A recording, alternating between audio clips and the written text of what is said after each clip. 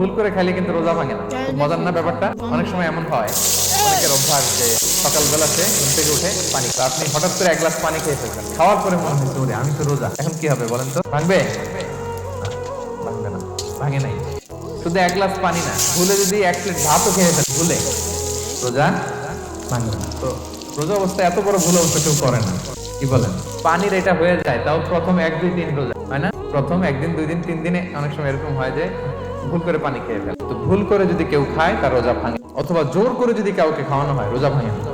Forcefully খাওয়াইলে ভাঙে না, ইন্টেনশনালি যদি কেউ খায়।